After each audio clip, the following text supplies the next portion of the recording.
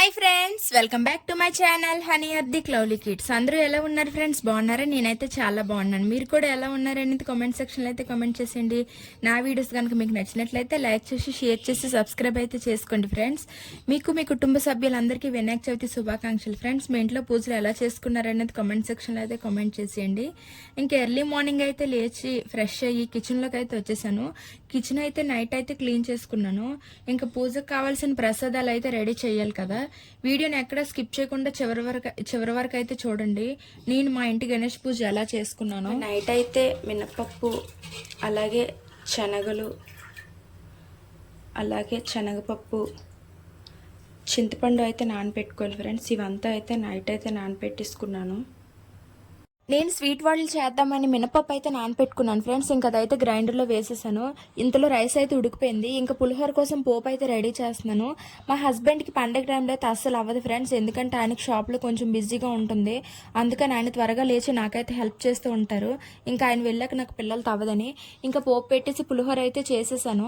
నేను ఇంకో ప్రసాదంగా పూర్ణం కుడుములు కూడా చేస్తున్నా ఫ్రెండ్స్. చాలా సింపుల్గా అయిపోతాయి. ముందు రోజు నైట్ నానబెట్టుకుని శనగపప్పు కడిగి కుక్కర్లో 2 విజిల్స్ ఉడికించి మిక్సీలో వేసి 3 యాలకులు వేసి మిక్సీ పట్టుకొని పక్కన పెట్టుకోవాలి.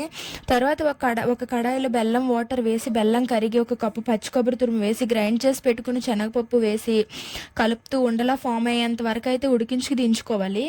చల్లారాక చిన్నగా ఉండలుగా చుట్టుకొని మళ్ళీ కడాయిలో కొద్దిగా వాటర్ వేసి ఉప్పు నెయ్యి వేసి నీళ్లు బాగా మరిగిన తర్వాత బియ్య పిండి వేసి ఉండలు లేకుండా కలుపుతూనే ఉండాలి.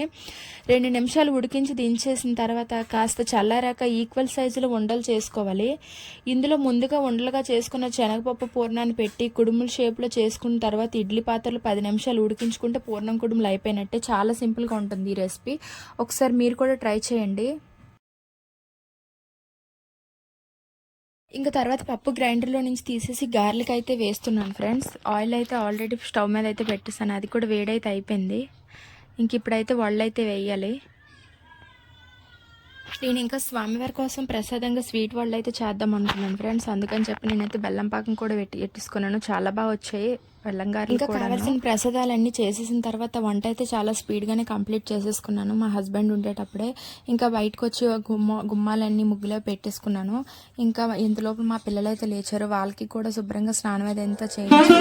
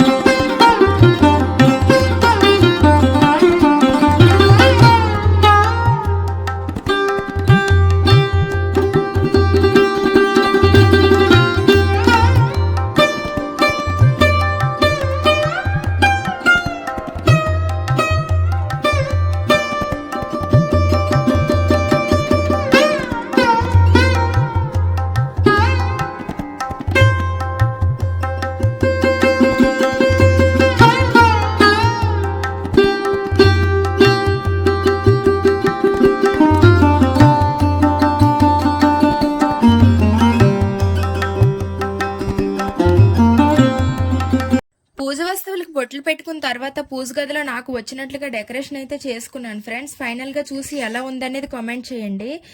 తర్వాత పాలవెల్లికి పసుపు రాసి బొట్లు పెట్టుకున్న పాలవెల్లికి మా హస్బెండ్ అయితే పళ్ళు అయితే కట్టేశారు. ఎందుకంటే నాకు ప్రాపర్గా అయితే కట్టడం రాదు, అందుకని ఆయన అయితే కట్టేసి డ్యూటీకి అయితే వెళ్ళిపోయారు. ఇంకా నేను ఇప్పుడు సారీ కట్టుకొని రెడీ అయ్యి వచ్చేయాలి. నేనైతే ఇంక ఇప్పుడైతే రెడీ అయిపోయాను. ఇంక ఇప్పుడైతే పూజ అయితే చేసుకోవాలి. మా తమ్ముడు పొద్దున్న రారంటే ఇప్పుడు వచ్చాడు అక్కకి హెల్ప్ చేయడానికి అన్నట్టు. నేను వినాయకుడి కోసం నేను ఏమేమి వండానో ఒకసారి మీకైతే చూపిస్తాను. సేమియా, అలాగే పులిహోర, శనగలు ఉడకబెట్టి పోపు పెట్టుకున్నా, అలాగే పూర్ణం కుడుములు, అటుకులు, పప్పు, బెల్లం, వడపప్పు, చలివిడి, తీపిగారెలు, అటుకులతో చేసిన ప్రసాదం, మొత్తం 5 రకాల ప్రసాదాలు అయితే చేశాను ఫ్రెండ్స్ స్వామివారి కోసం. ఇంకా కిచెన్ నుంచి పూజ గదిలోకి అయితే వచ్చేసాను ఫ్రెండ్స్. ముందుగా పీటకు పసుపు రాసి బొట్టు పెట్టి దానిపైన ఒక క్లాత్ వేసి ముందుగా రెడీ చేసి పెట్టుకున్న పాలవెల్లి పీటపై ఉంచి పాలవెల్లిపై పత్రి వేసుకున్న తర్వాత గణపతిని పెట్టే ముందు ఒక అరిటాకు వేసి దానిపైన 3 గుప్పిళ్ళు బియ్యం వేసి వాటిపైన పసుపు కుంకుమ వేసుకున్న తర్వాత నేను నిన్న మార్కెట్ నుండి తీసుకొచ్చిన మా మట్టి గణపతిని అయితే బియ్యం పైన పెట్టి బొట్టు పెట్టుకొని మా ఇంటి బొజ్జ గణపైన పూలమాలతో అయితే